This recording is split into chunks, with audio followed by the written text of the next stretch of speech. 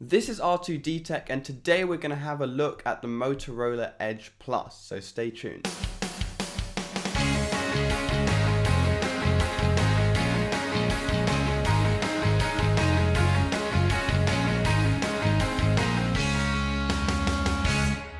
Now, in recent years, Motorola haven't really been associated with flagship spec smartphones. Even their new Motorola Razr, which is famous for being one of the foldable OLED phones, doesn't have the very best specs on the inside. Now, this phone is a change to all of that. You are going to be getting very good specs this time round, but of course with those very good specs comes a very high price. To get your hands on this phone, you'll have to drop around £1,200, which is very steep indeed. In terms of different models of the phone, they haven't really given you any options. It seems there's only going to be one model, which is 256GB of storage and 12GB of RAM. My guess is they're doing this to reduce production costs, because if you only have to make one model of a phone, the production can be a lot more streamlined. Let's see what you're getting for that £1,200 price point though. First up, you are getting equipped with the latest and greatest Snapdragon 865 processor. If you weren't getting this, I'd be very surprised to see such a steep price. With that very fast chipset and that immense amount of RAM, 12GB, you're also getting a very fast, very responsive 90Hz refresh rate OLED display. Now, it's definitely not the 120Hz refresh rate you get on the Galaxy Ultra, but it will still feel a lot more responsive than, say, a 60Hz panel. Although I think right now, if you're paying this amount of money, you would want the very highest refresh rate possible. The phone will be running Android 10, and it seems it will be a stock Android, so that's very good to see if you're into the very stock ecosystem. One thing I will say is that with the stock style software and all the amazing specs you get with this phone, I would expect the software experience to be very fluid. The display is 6.7 inches and you're getting a 1080p resolution. Especially since the refresh rate is 90 and not 120, I would definitely have liked to see 1440p resolution. Now, is this a deal breaker? Definitely not. For most people, unless you're really paying attention, you're definitely not going to see the difference between the 1080p panel on this phone and the 1440p panels on other phones. But is it something they should have included for this price point? I definitely think so. Oh no, he didn't.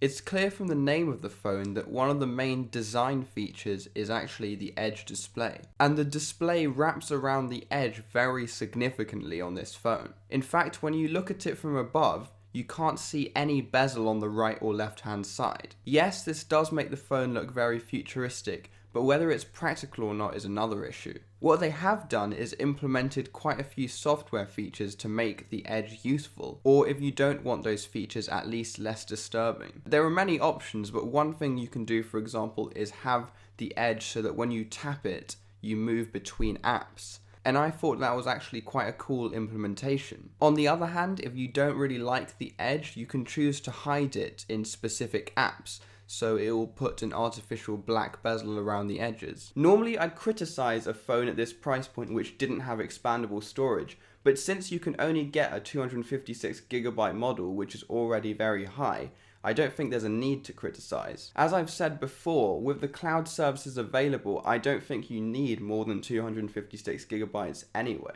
Now, the camera is where things get quite interesting on this phone. You have a 108 megapixel primary lens on the back. Now that is a lot of megapixels, and if I'm not mistaken, it's the exact same amount you get on the Galaxy Ultra's main sensor. Of course, they'll definitely be binning photos down to 12 megapixels, but I assume if you want to, you can capture the 108 megapixel photo. Now this allows you to capture a lot of detail in the photo, perhaps even too much detail. But if it's up to me, I take more detail any day. You also get a telephoto, an ultrawide, and a depth sensor. The telephoto is 3x optical zoom and is 8 megapixels, and the ultrawide is a 16 megapixel lens. Now the 8 megapixels that you get with the telephoto is actually quite low, so I assume that the detail and quality of the photos from this lens might not be as good as you'd expect. Also, we have seen other phones at this price point which can do more than 3 times optical zoom. So in that department, you can definitely get other phones which do better than this. Of course, I can't criticize the inclusion of the ultrawide. It's definitely one of my favorite lenses and is a very useful tool to have as a photographer or filmmaker.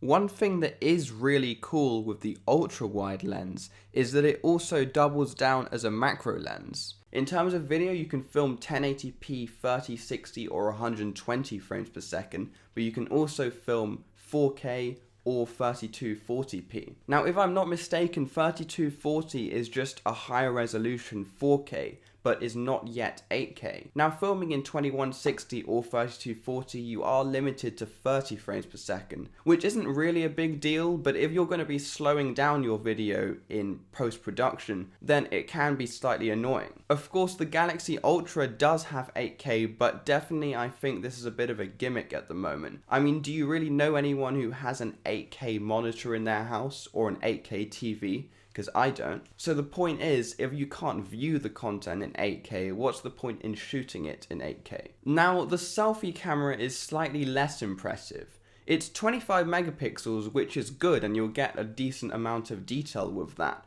But in terms of video, you can only go up to 1080p resolution, not 4K. And you can do this at 30 or 120 frames per second, again skipping the 60 frames per second, which is quite unusual. Now, all I'd really say about this is that when you're paying upwards of £1,000 for a phone, and basically every other phone at this price point has 4K on the selfie camera, it's just a bit of a shame, because other than this, the phone is very impressive. And I'm gonna be honest, this is a bit of a letdown, especially for a filmmaker. I hate it so much, and I'm tired of it.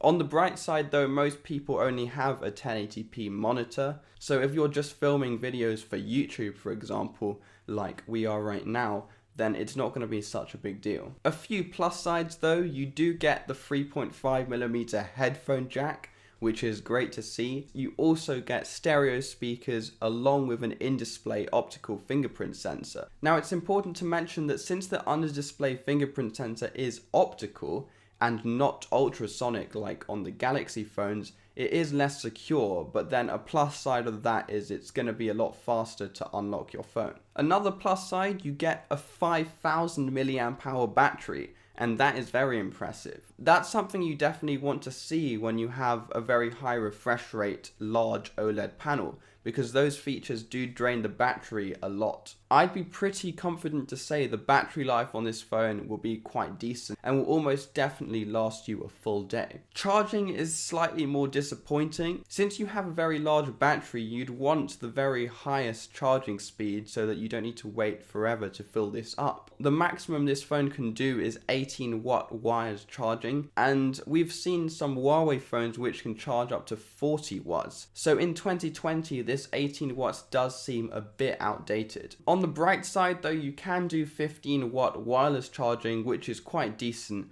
and the phone also has the reverse wireless charging feature like we've seen on the Galaxy phones and the Huawei P40 Pro. This is only 5 watts though, so it will mainly be good for charging wireless earbuds, for example. In terms of design, which is very important when you're buying a phone like this, you are getting that very modern punch hole camera on the front, and this helps reduce the screen to body ratio quite a lot. You'll see this in the top left corner of the phone. I personally prefer them in the center, but when you're viewing content, having it on the left hand side definitely obstructs the image less. There is a bit of a chin on the bottom, but basically every company apart from Apple still has this. Unfortunately, you are not getting Gorilla Glass 6 on the front, you are getting Gorilla Glass 5. But as long as you're willing to put a good screen protector on the front, this shouldn't be a big deal. Of course, it's the classic glass sandwich with aluminium sides, and there are 2 color options with this phone, which are slightly weirdly named. You can choose between Smoky Sangria or Thunder Grey. I'd personally be choosing the grey option,